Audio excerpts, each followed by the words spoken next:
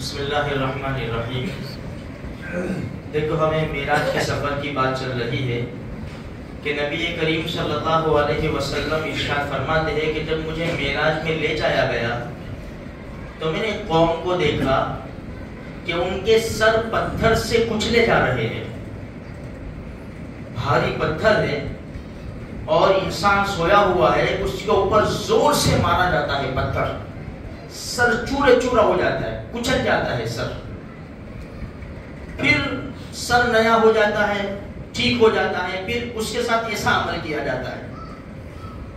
نبی کریم صلی اللہ علیہ وسلم فرماتے ہیں میں نے جبریل سے پوچھا جبریل یہ کون لوگ ہیں؟ جبریل کا جواب سنیں۔ جبرائیل علیہ السلام نے فرمایا یہ نماز میں سستی کرنے والے لوگ ہیں، نماز تو پڑھتے ہیں، مطلب یہ بے نمازی نہیں کہا، نماز نہ پڑھنے والے لوگ نہیں کہا، نماز میں سستی کرتے ہیں، اس کی وجہ سے یہ عذاب ہے۔ اور یہ منافقین کی نشانی ہے، قرآن کریم میں ہے ان المنافقین یخادعون اللہ وهو خادعهم وَإِذَا قَامُوا إِلَى الصَّلَاةِ قَامُوا كُسَالَىٰ۔ اللہ کے رسول کے زمانے میں منافق مسجد میں آتے تھے اور نماز بھی پڑھتے تھے لیکن بہت سستی کے ساتھ۔ تو یہاں یہ فرمایا گیا، جبرائیل علیہ السلام نے فرمایا یہ نماز میں سستی کرنے والے لوگ ہیں۔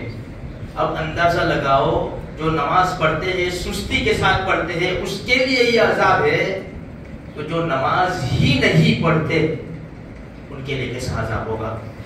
میرے بھائیو بہت بڑے فکر کی بات ہے، یہ خالی باتیں نہیں ہے، یہ تو ہم جب حقیقت میں آنکھ کھلے گی نا، دنیا میں آنکھ بند ہوگی، 2 گز نیچے جا کے حقیقت میں آنکھ کھلے گی نا، تب سب پتہ چل جائے گا۔ اس لیے بہت بڑی فکر کی بات ہے، سیریس ہونے کی بات ہے، یہ کوئی مذاق نہیں ہے، کھیل تماشا نہیں ہے میرے بھائیو۔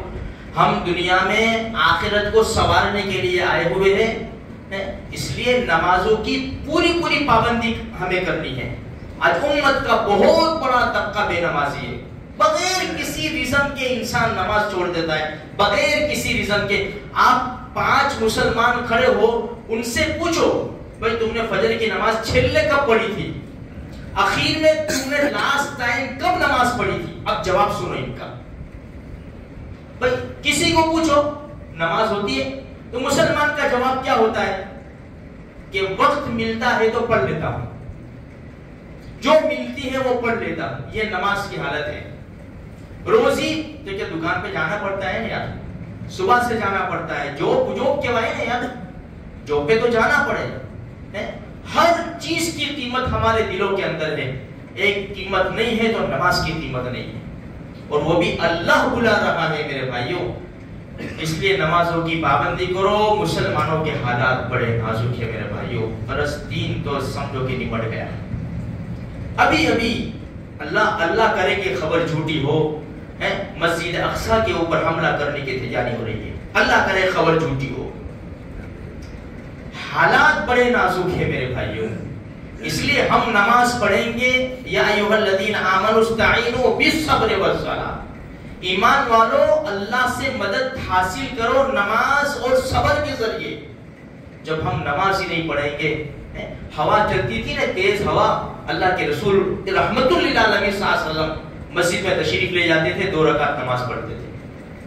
کوئی بھی معاملہ پیش آیا، صحابہ کرام کی ہسٹری اٹھاؤ، اولیاء کرام کی ہسٹری اٹھاؤ، کوئی بھی معاملہ پیش آیا فوراً نماز، 2 رکعت نماز پڑھ کر اللہ سے کام بنوا لیتے تھے۔ آج ہم ادھر دوڑتے ہیں، ادھر اس کے پاس، وہ آفیسر کے پاس، وہ آفیسر کے پاس، کیا ہمارے کام بنتے ہیں؟ جہاں آفس میں اصل آفس میں آنا چاہیے اللہ کا گھر، وہاں تو ہمارا رجحان بھی نہیں جاتا میرے بھائیوں۔ تھوڑی سی فکر کرو، نماز جب اللہ کے رسول معراج میں سے لے کر آئے نا تو صحابہ کرام اتنے خوش ہو گئے اور کہنے لگے اللہ کے خزانے میں سے مانگنے کا ایک طریقہ مل گیا ہمیں۔ اور یاد رکھو اللہ کے نزدیک بندہ سب سے قریب اس وقت ہوتا ہے جب اس کا ماتھا زمین کے اوپر سجدے کی حالت میں ہو۔ سب سے زیادہ قریب اللہ کے نزدیک بندہ سجدے کی حالت میں ہوتا ہے، اور ہم سجدے ہی نہیں کرتے میرے بھائیوں۔ فجر کی 2 رکعت ہم نے چھوڑ دی 4 سجدے ہمارے چلے گئے، شیطان نے ایک سجدے سے انکار کیا۔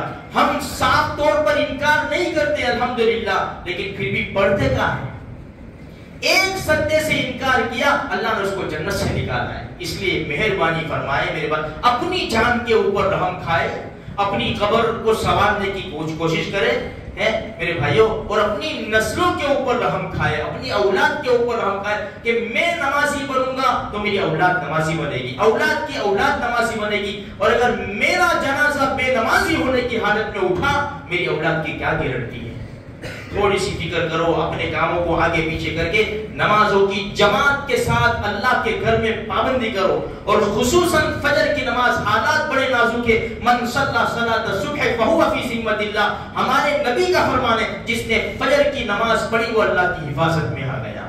اب کہیں بھی چلے جاؤ میرے بھائیوں، فجر کی نماز پڑھ لی، اللہ کے حفظ و امان میں۔ اللہ مجھے آپ کو سارے مسلمانوں کو نیک توفیق نصیب فرمائے۔